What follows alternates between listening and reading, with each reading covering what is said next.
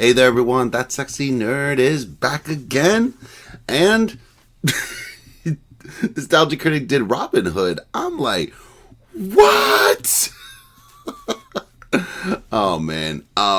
So, and it's not just any Robin Hood. It's the Disney Robin Hood. So, I love this movie. I have a weird history. Well, not a weird history. I think, like, everybody can identify. I don't think, honestly, I would have ever watched this movie if it weren't for my family. You know, because I was like a little kid. I didn't look at it. I don't know. It's something about it didn't interest me or something like that. Until my father was like, watch this now. Along with Jungle Book, of all things. I couldn't, but that was because I couldn't get my hands on Jungle Book. That was like, because I loved animals, like from the beginning. I don't know. I did not want to watch the Robin Hood one because I guess it was too normal. Maybe. I don't know what my excuse was. But I eventually did watch it, and I think it was like the favorite characters that I had were Hiss and the Prince and Prince John, because me and my father would just watch this movie a couple times, and we would be like, you know, joking about Prince John. It's like, damn, I may be 6 years old, but I'm not that much of a baby. Yeah. So this movie, it really has a lot of. It should have more, and I probably need to show it to some more family members. But it's a big part of my. It's what Disney does to most of you, I'm sure, because I know a lot of you people have a lot of history, even with the Disney movie, you're not even that fond of. I mean, I love this movie, but yeah, like there are even Disney movies that like not a lot of people care about, or that, you know, are not all that great, and they're still like, you know, they live inside your very soul. It doesn't matter if you know Disney's evil and evil corporation and likes to steal your money and basically will do anything. But by the way, try going to Disney World now. It's expensive as hell. But yeah, it's it lives in your it has your childhood by the balls. It does, for everybody. But yeah, speaking of more Disney movies, I will be hopefully doing The Little Mermaid, a reaction to The Little Mermaid, which I have already filmed, and also The Elementals, or whatever, Elementals. That one I'm probably going to do on Friday. Hopefully. But, you know, it takes a lot for some of these to release some of these movies, so got to give me a little time. But anyway, let's just get into the episode. And remember, please smash that like button if you want to see more sexy and nerdy content, and subscribe if you think I deserve it. Let's do this thing, y'all. Oh, jeez. Can we not? Next. Yes. No. What? Next. If it comes to Minerva Mink, the answer is always yes. Oh, this is already going to be fun. No. No, the upper half is kind of like a... No. Yeah, excuse you. Next. Malcolm, this is ridiculous. Not everybody has a secret furry crush. Yes, you Like do. a true furry. I already know who his secret furry crush is. He's paid way too much attention to Robin Hood than he should. Doug, you hiding something? No, I'm kidding. Virgin. Don't say those words together. Look, I'm not saying everybody. What? True furry virgin. Don't say those words together. Look, I'm not saying everybody is into this, but everyone has at least that one where they find a slight attraction. Minerva Mink. Sorry. I simp for her like Chell. Y'all know that. God, that shoulder can get it. Everyone? Everyone in our line of work. Yeah, that makes sense. Yeah. If I was watching us right now, I totally believe we were all into this. So it's only a matter of time before we find the gateway furry that arouses your intrigue. Your wording is not helping this process. Next. Robin Hood. Oh. No. Do these count? That depends. How does it make you feel? Confused. Everything about this makes us confused. Then we're on the right track. Hello, I'm the Nostalgia Critic. I remember it so you don't have to. There's no doubt about it, the furry community has become a big thing since I started this job. Well. It's come a long way since my Space Jam review when I talked about the sexualization of Lola Bunny. Have you ever seen a bunny that you actually had the hots for? That hardly seems like a very profitable demographic. How wrong I was. It turns out there's a huge community that loves these type of Oh my characters. And like many of you, my reaction was probably similar to yours. Stay the hell away from my cats. But as the community grew and I got to know more of them, it seemed like the people into that were the outliers. I'm sure there's creeps like there are in any large community, but the ones I've known just seem to like their costumes, roll with the jokes made about them, and all around seem pretty harmless. The community has arguably been more accepted now than it's ever been in the past. But it is weird. Not that weird always connects to something awful, but it is weird. But I don't know, a lot of strange stuff people saw as weird in the past have become more normalized and even mainstream. That shit is still Where I have weird. to ask, does everybody secretly have one? The same way people joke about that person they change teams for, does everybody secretly have that one furry they change textures for? The answer is clearly no, because I do not. So that means not everybody does. Liar. I mean, Gadget was okay. I Yeah. guess, but no, she's a mouse. That's a mouse. I don't want to bang a mouse. Though I guess if you change the ears and the nose, it's basically a woman. She still Dude, looks- she's like 3 inches tall. What would the children look like? This is crazy. Crazy like that skin-tight jumpsuit. Damn it, why'd you have to show that slide? See, I knew we'd find at least one. Okay, fine. But you know what? I'll just say it. I'm a guy. Guys are into weirder stuff when it comes to sex. Hey, that's pretty indisputable. Yeah, no, you're right. Yeah, so you're not gonna get them on anything. Is that And girls aren't. Girls are literally attracted to guys who treat them like shit. Are you really telling me that's not weird? so? Any thoughts when it comes to Robin this Hood. one? No. Seriously?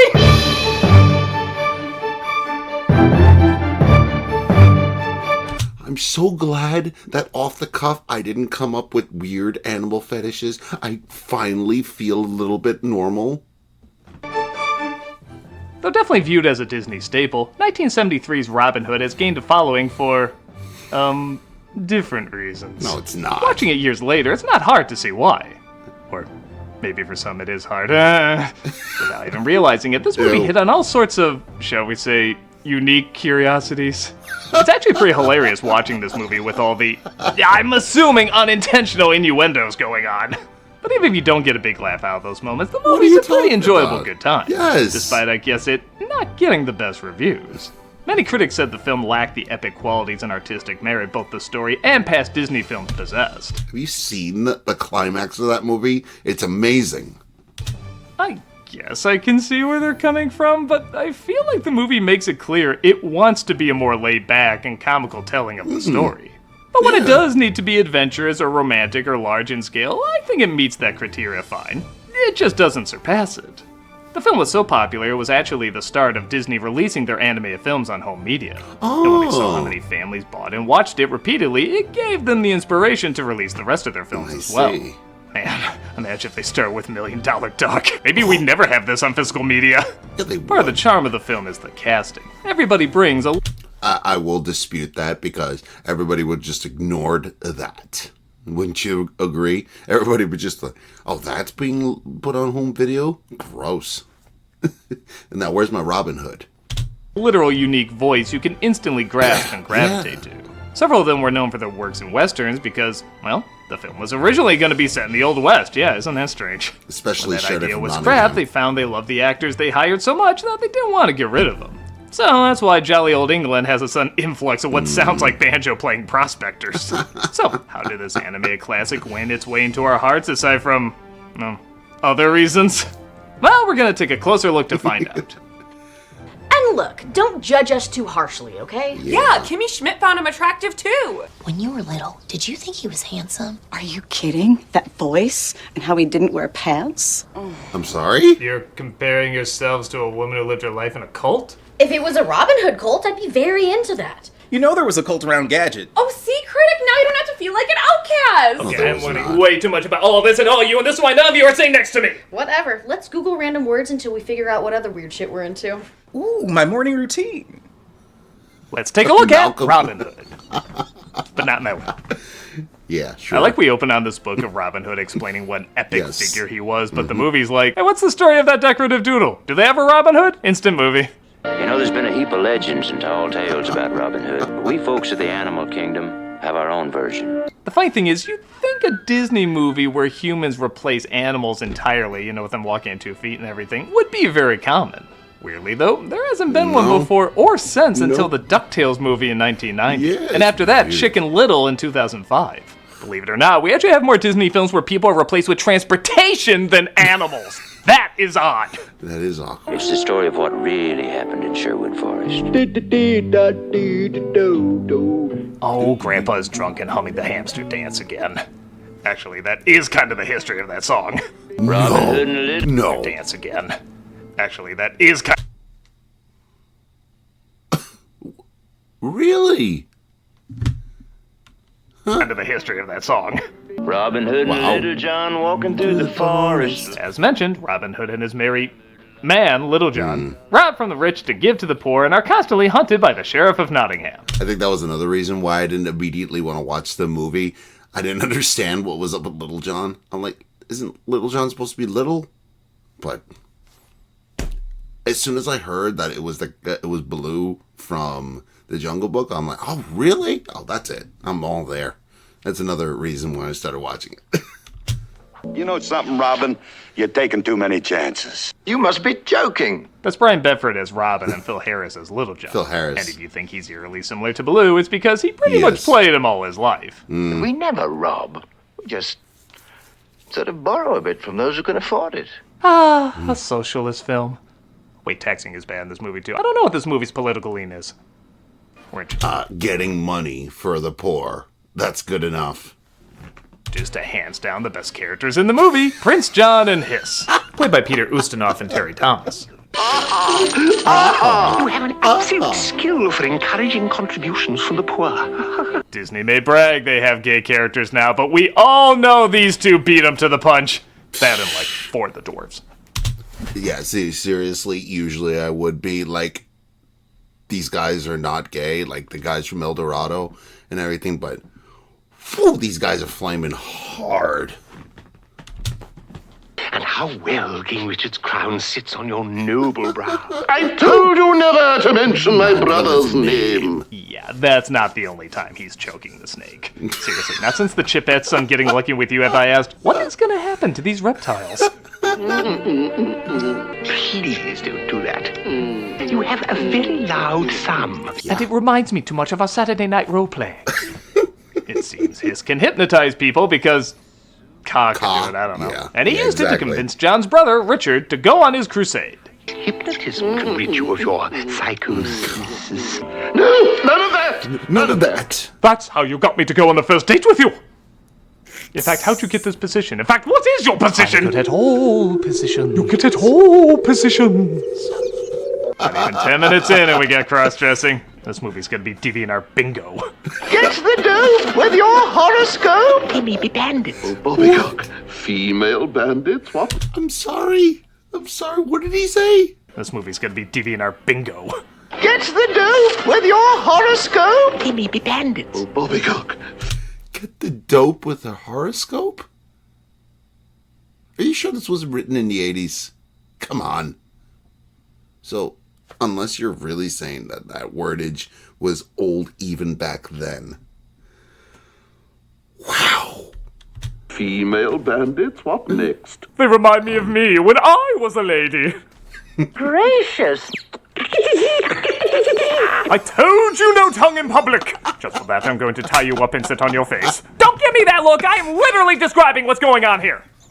The mists of time, come forth, spirits. For having such an elegant voice, Bedford does a good job with a zany range of characters for Robin to disguise himself as. Naughty, naughty, you mustn't touch, young man. Tell me now, did my old ears hear someone singing a birthday ditty? I'm tip-top all right, but I'm not as good as he is. It reminds me of Babes in Toyland when Tom dresses as the fortune teller. I like when a stereotypical stoic lead is allowed to act goofy. He's not stoic. He never was stoic. He's literally the definition of laid back. It's actually weird. It actually kind of plays into the climax of the movie where just out of nowhere, things get really fucking serious and he can't joke his way out of it.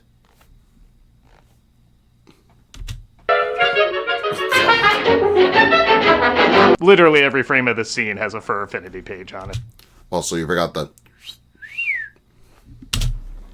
They rob the prince, which makes me wonder how the hell he got all that off him without Exactly, noticing. right? No, that's not an invitation for you to explain in the comments. And the coach falls apart because they stole half of that too. Mommy! I got a dirty thumb. My God, I've never seen a movie do so much without realizing they're doing it. Greetings from your friendly neighborhood tax collector. Pat Buttram plays the sheriff, who you wouldn't think would be that great a bad guy voice, but because he takes so much joy in the villainy he does, even to the point of announcing his arrival. Here I come, ready or not. He turns out to be almost as funny as the main villains. Have you no heart? We all scrimped and sived to give it to him. I'm immediately thinking of Game of Thrones. Like, legit already thinking of Game of Thrones for some reason. Well, maybe if he didn't bang like, well, rabbits, you'd be able to save a little more. Say, where is the papa anyway? He's still in rehab. For the poor. Yeah, that's how everybody thinks Bitcoin works. Yeah. The blind man reveals himself to be Robin Hood, giving the birthday boy his hat and bow. You've risked so much to keep our hopes alive. Bless you. This is such a sweet moment. Is this the first Disney film with commercial breaks? Shut up. The birthday boy meets up with his friends to shoot the arrow, but it flies a little too high.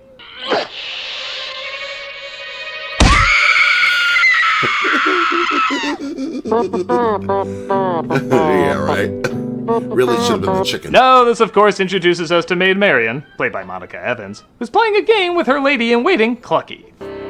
Okay, yeah, I do have to admit that Maid Marian was kind of hot when I was a kid. I don't know. I could start to see what the hell he's talking about. No, please don't kill Prince John. Mama said he'll chop off my head. Oh no, the thumb screws would be more than enough. Yeah, pretty much. Get along with Marian, even the ones they clearly always took the first take with. Mama said you and Robin Hood are sweethearts. He's a baby. That was terrible. And she explains how her and Robin used to be childhood sweethearts. Baby. You see, that was several years ago, before I left for London. He carved our initials on this tree.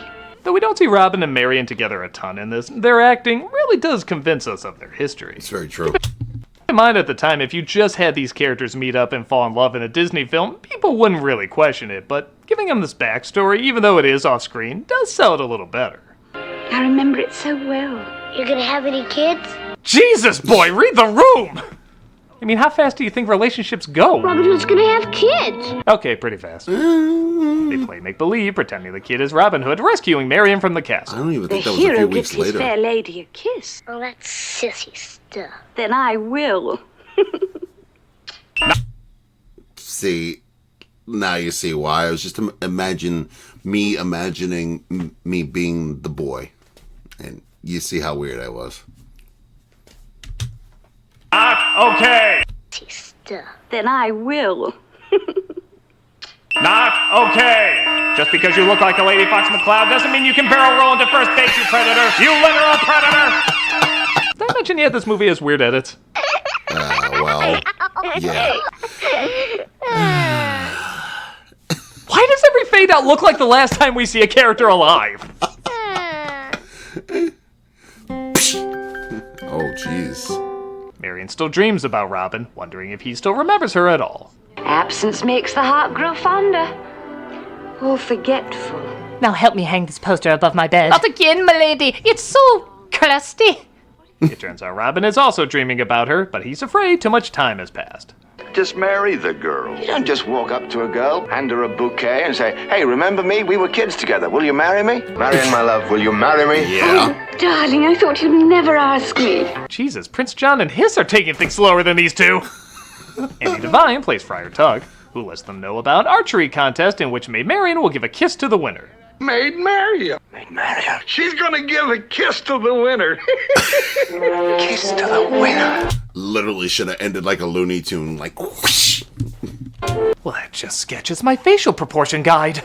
Jeez. Yeah, I guess I should talk about the animation. Sketchy as hell. Like a lot of Disney films of the time, they used the Xerox method, which meant the pencil drawings were printed directly on the cell instead of having them inked. In some movies, I don't think this style works, like the Aristocats or Rescuers. I think it looks a little cheap. But in a movie like this, where it's not only more medieval and rustic, but also stars animals, I think it complements the fuzzy texture. It does. It reminds me of the sketchy illustrations in the book intro, so it doesn't feel out of place. You know what I think too? I think that it helps the animal's fur, because most of the animals are very furry creatures, and I think it just accentuates the detail. You know, it made everybody just look a little bit more furry. Like if you could touch them, they could feel all furry and everything, you know? I understood why his seems to be furry. Yeah. Yeah, I just answered my own question. I did an opening routine on it. No one sits higher than the king. Must I remind you, Hiss? Nobody must be longer than me. Speaking of which, who's this teddy bear? I am Sir Reginald, Duke of Chutney. Little John and Robin both disguise themselves to get into the tournament, and of course, into Prince John's heart.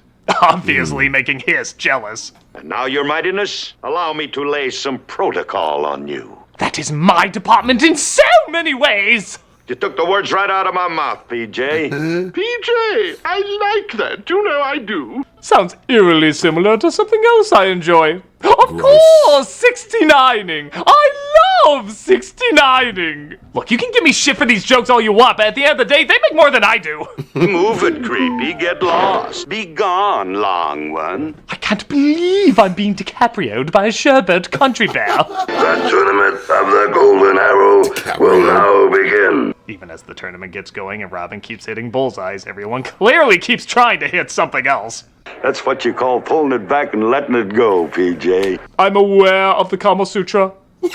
Hiss literally looks up dude's skirts until he finds what he's looking for. It's him. It's Robin Hood. I'd recognize that exposed ball sack anywhere. His cherry is burst, though, and Friar Tuck takes him out of commission.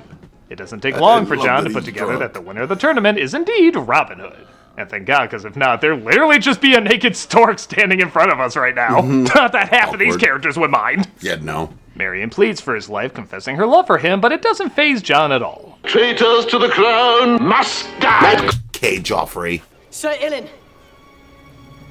bring me his head. It's weird how much this movie has in common with Game of Thrones. It's kind of weird. Crown belongs to King Richard. Long live King Richard! Long live King Richard! He taxed us much more than you! No, really, look it up. Richard had to fund his crusade somehow. I expect a better history in a movie where chickens wear underpants. It's honestly kind of weird, too. It's like John, ironically, was basically treated like the worst king, but yeah. To be fair, though, I mean, people are more interested in victories than they are actually peace times. Then, you know, they'll just bitch about something else. Look at America. The war's over, and they'll bitch about everything. Little John convinces Prince John to let him go. Yeah. Sheriff, release my buddy. Not so hard, you mean thing. I refuse to believe this movie does not want me to make jokes about it. Robin is free, but Little John is found out, resulting in a big fight and a big chase. Yeah. Again, I wouldn't describe it as epic, but it is pretty fun. Hey, who's driving this flying umbrella? It ends with Clucky doing a football parody with the guards. Oh, it's weird. Sure, whatever. Who And Prince cares? John. Who cares? Who cares? Who cares? Who cares? It's funny. It was weird. Have you noticed, by the way, that they reused the animation a lot in this movie? Like, more than Jungle Book? Yeah. This movie came out in the sketchy times, I call it. Sword in the Stone, this movie, Jungle Book. There's so many movies that came out with that sketchy feel to it. 101 Dalmatians. John discovers Hiss in the barrel. Coming. Go for some ale. Hiss, you sound like our honeymoon night. Get out of that if you can. Hate it when I get my Schwartz twisted. Robin takes Maid Marian to his hideout in probably the most 70s song of the movie. Yeah. Gets Stevens as a literal cat wouldn't be more 70s than this. But it turns out his hideout isn't so secret as all of Nottingham shows up. Surprise! Long live Robin Hood! It was kind of getting intimate here, guy. Okay, party, I guess. Let's celebrate by giving animation YouTubers something to edit for years to come. See? A minute before he knows we're there, old Rob will snatch his underwear. I hope you're keeping count at home. There's literally more overtones in this than a Rocco's Modern Life cartoon. Seriously. The song mocking Prince John is so catchy, even the sheriff and his start singing it, without realizing the prince is listening. This is a pretty great bit. Tis sure to be known as John the Worst. Marvelous, merciful. You got it all wrong. The sniveling, groveling, wheezing. Reminds me of another whiny orange ruler with little hair on his head who couldn't take a joke. Yeah. That's right, Warren Harding. Crybaby. John raises the taxes so high, even the narrator gets thrown in jail. Even he knows it. If you're going to make a comparison like that, it's always going to be a Republican president. To be fair, that Warren G. Harding was one of the worst presidents we ever had. Like, he does make Trump look like a crybaby, honestly. He makes him look like St. Peter, or I don't know, just St. John. Ugh. Guess he didn't pay his narration tax. I know, right? And we get our big downer song of the film. Every town has its ups and downs. Man, even the kids are in prison? What'd they do? Allowance embezzlement? If we weren't so down, we'd up and leave. Jesus, why don't we just cut to the Pound and Lady and the Tramp? It's starting to look colorful compared to this. Well, it looks like I dropped by just in time. At a nearby chapel, the sheriff takes the last bit of money from the poor box, causing Friar Tuck to finally lose his nerve. I'll give you taxes! How dare you scam people out of money? Our church was doing that fine! Friar Tuck is arrested, which is music to Prince John's ears, who's still obsessed with capturing Robin Hood. Friar Tuck will be led to the gallows. And Friar Tuck? You'll be excommunicated for sure! Kids don't bring actual politics into this world. Yeah, for as light as this movie is, that is a pretty dark suggestion coming off of an already pretty depressing song. Seriously. Good thing we have literal gallows humor to lighten things up. Don't you reckon we'd ought to give that there trap door a taste? Now I know why your mama called you nutsy. 3 testicles is nothing to laugh at, Sheriff. Robin catches news of the friar's hanging and stages a jailbreak that night. They knock out one of the guards and take his place. Put that pea shooter down. Shucks, Trigger, it's only nutsy. Dressed up like Robin Hood, dressed up like Nutsy. Close your sleep a little eyeballs. Why don't you, let me loosen that Robin. This was the horniest Disney production ever animated, and that's saying a lot. Little John frees the prisoners while Robin tries to steal all of Prince John's riches. See, this was a little Leave too... Becky and Alex. They've been fussy. What? I always thought this was like when I was a kid. I was always stressed out by this scene when I would first watch it, because I'm like, why don't you just leave? Why do you got to steal the shit? Why? Get out of there! But you know.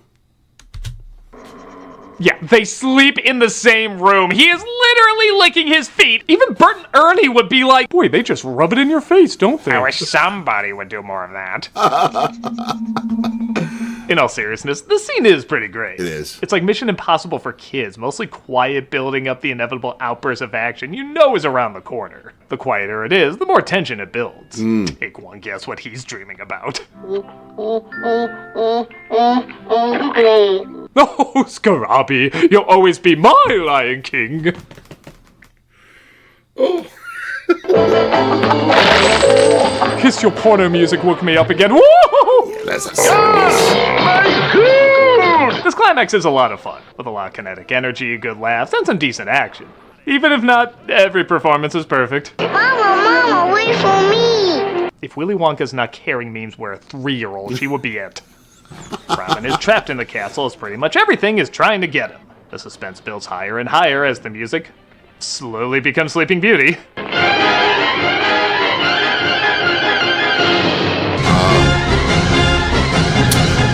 No. No. The tones are not the same, okay? It does sound a little bit like it, I have to admit. Seemingly not having made it. But he outsmarted them and lives to fight another day. It's so miserably unfair. By the way, if you're wondering, what the hell happened to Maid Marian, as she all but vanishes from the film until literally the last minute? It turns out there was an alternate ending where Robin did in fact get injured and Marian tries to nurse him back to health. John follows him and tries to kill him off, but King Richard returns and takes back the crown. It definitely feels more like a complete ending, but honestly, the one we got isn't bad. Yeah. It's just a little quicker and to the point. The narrator says King Richard returned and fixed all their problems right up. King Richard returned and, well, he just straightened everything out. You sure? He didn't straighten out things too much. We wouldn't have half a movie if he did. Robin marries Marian, and we get a moment I always thought would make more sense when I grew up, but honestly it just raised more questions. How come you're going?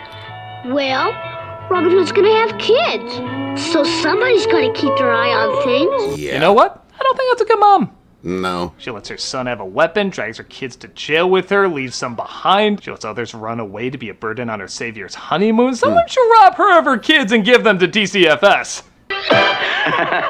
Well, folks, that's the way it really happened. Well, the orgies might have been exaggerated, but... Oh, we cut that out of this version? Oh, okay, never mind.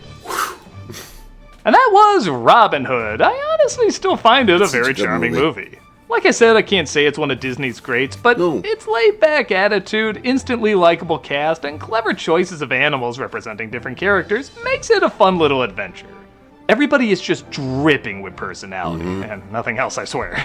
You just feel a sense of fun whenever any of these actors say a line. I kind of wish I was a fly on the wall just listening to these performances being recorded. For a lot of kids, this is their introduction to the character. I know it certainly was for me. And I think by having the book in the opening and showing him as a human being in another story, that kind of shows there are other versions, and they're worth checking out. But I don't think this is a bad introduction for kids. I think it establishes right from the beginning it is going to be more of a laid-back version, and I think the charm and the way they tell their story does really rub off. And speaking of rub off, yeah, the innuendos, though like I said, probably unintentional, are freaking hilarious. Again, I don't think that was the point, but it does make for a different, yet still equally funny experience watching this from a kid to an adult. Regardless, everybody works off each other great, whether you read anything into it or not. I can't say it's a great epic, but I can definitely say it's a great time. And you know, there's a lot of weird stuff in the world, but weird doesn't always mean bad. Well, I'm glad to hear that. Yeah, what were we so afraid of? Like someone's gonna track us down for this stuff? Hello? Nostalgia Critic, it's the sheriff. It's the sheriff! Gasp! We know about your perverted ways, you heathen sons of bitches. But Sheriff, it's nothing like that. I've never even met a fox before! Yeah, they kidnapped me and forced me to like cartoons! I don't even like things with outlines on them! You pieces of shit better pray to whatever furry god you believe in, because on the count of 10, I'm gonna fill you with so much lead, even lead paint would get lead poisoning from you. 1, No! 3, pie. Now that's how you clear a room. Oh, Walter? What are you doing? I heard about this get-together, and I just need you to explain to me this embarrassing crush that I have. Sheriff of Nottingham. What is it? Well, I've never told anybody this. Walter, it's okay. We're friends. All right. Since I was a kid, I've been attracted to the California raisins. Oh, Walter. That's easy to explain. It is? Yeah, you're a freak.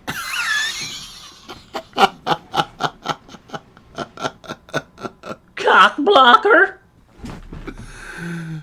Oh, these people have so many unresolved issues. I haven't seen the movie in so long. I never really got those innuendos, but yeah, they make a lot of sense. Oof. Yeah, this really is like the horniest Disney movie ever. I don't know. What do you think? Were you shocked by these revelations? Because I certainly was. But yeah, I love this movie. I highly recommend it, especially if you haven't seen it before. If you haven't seen it before, watch it now. You got Disney Plus, I'm sure you watch it. So please smash that like button if you want to see more sexy and nerdy content, and subscribe if you think I deserve it. and I'll see you on the next episode.